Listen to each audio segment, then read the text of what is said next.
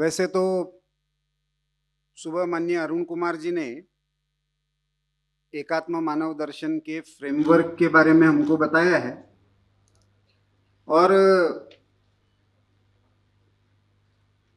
माननीय महेश चंद्र शर्मा जी सामने बैठे हो और मंच पर भूपेंद्र जी साथ में हो, अतुल जी साथ में हो, तो ऐसे में मैं एकात्म मानव दर्शन और सस्टेनेबिलिटी पर कुछ बोलूं शायद मेरी योग्यता नहीं है। लेकिन सस्टेनेबिलिटी क्यों नहीं है इसके बारे में जरूर बोल सकता हूं, क्योंकि जेएनयू से पढ़ा हूं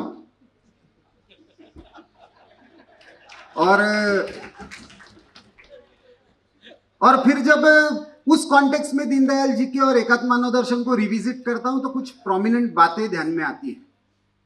तो 4-5 स्लाइड्स है, उसके माध्यम से केवल आपके सामने कुछ बिंदु रूप में रखने का प्रयास करूंगा।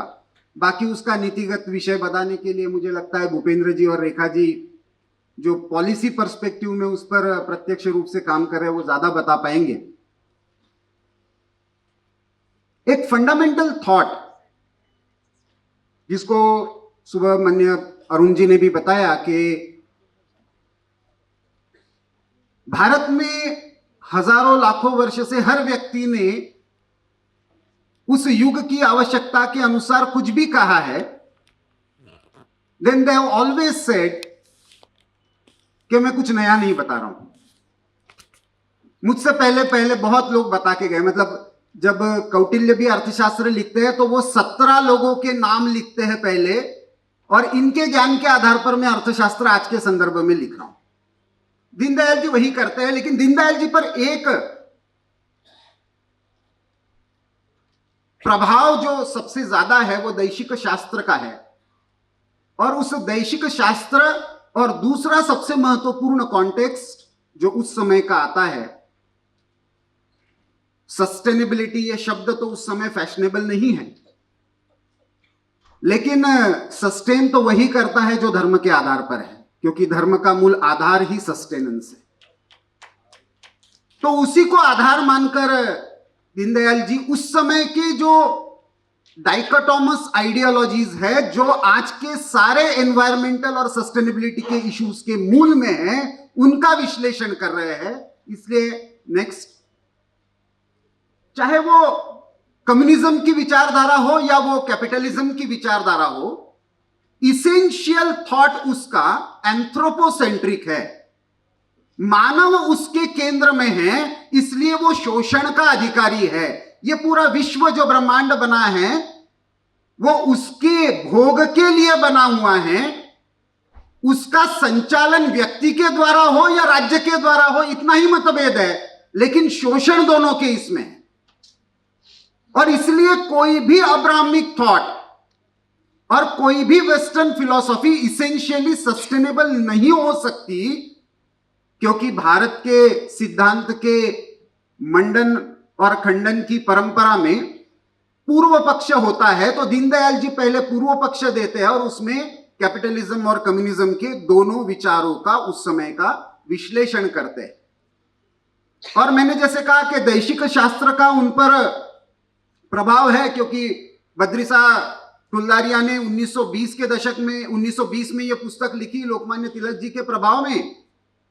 और भारत में इंस्टीट्यूशंस कैसे हो, पॉलिटिकल इंस्टीट्यूशंस नहीं है जब सारे ब्रिटिश थिंकर्स कह रहे हैं, तो ऐसे में sustainable practices and sustainable institutions Bharat में हजारों वर्षों से कैसे रही है, उसका बद्रिसा जी विश्लेषण करते हैं। और उसी के आधार पर फिर दीनदयाल जी उसको कोल्ड वॉर के कॉन्टेक्स्ट में परिभाषित करते हैं।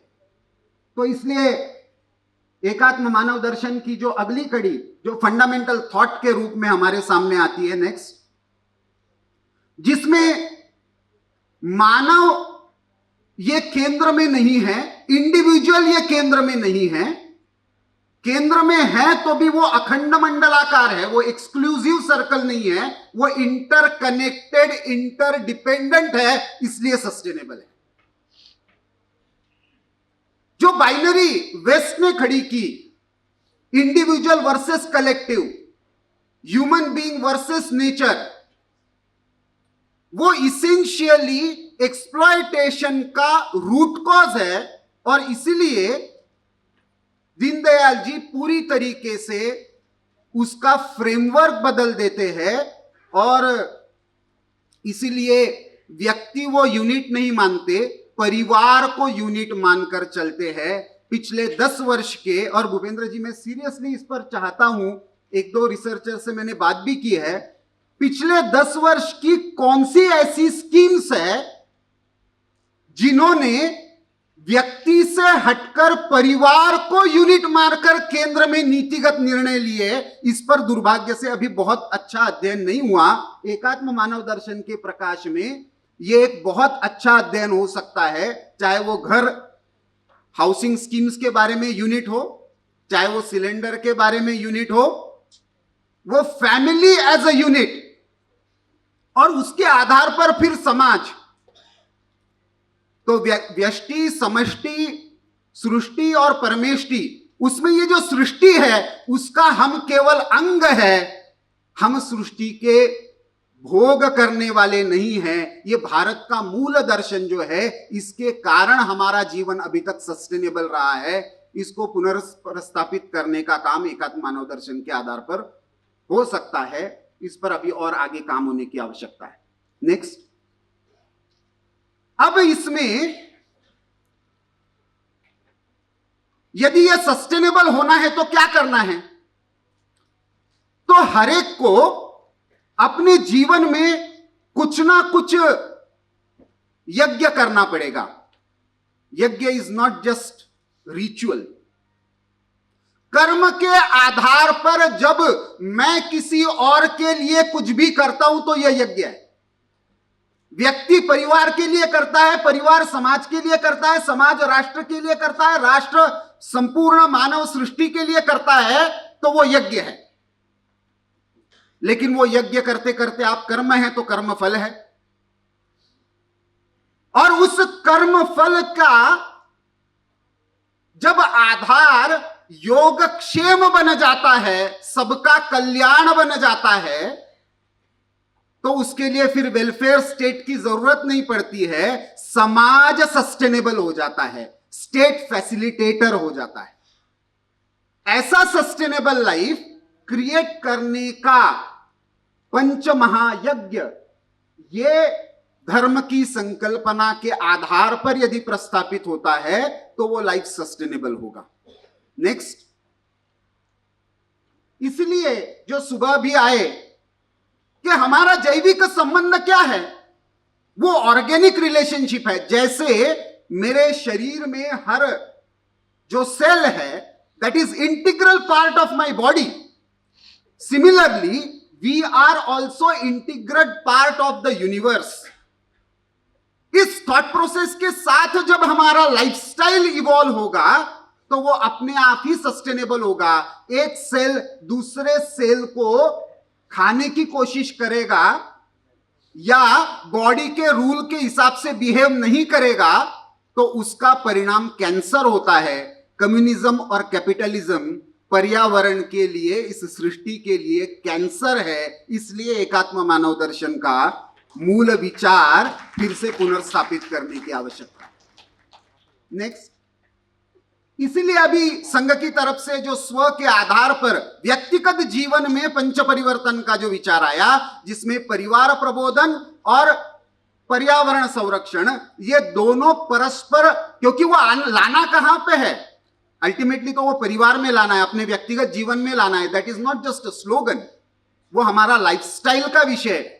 जो लाइफ सरकार की योजना में भी, सरकार के सारे जो पॉलिसी मेकिंग में भी आज एक क्रिटिकल सेंट्रल थीम है, उसको यदि लाना है तो वो हमारे भोजन, भ्रमण, वेशभूषा, इन सारे, इसमें जब वो स्व, भारत का स्व रिफ्लेक्ट होगा तो अपने आप ही हमारी लाइफस्टाइल सस्टेनेबल होगी, क्योंकि वो धर्म के आधार पर होगी। नेक्स्ट, और इसलिए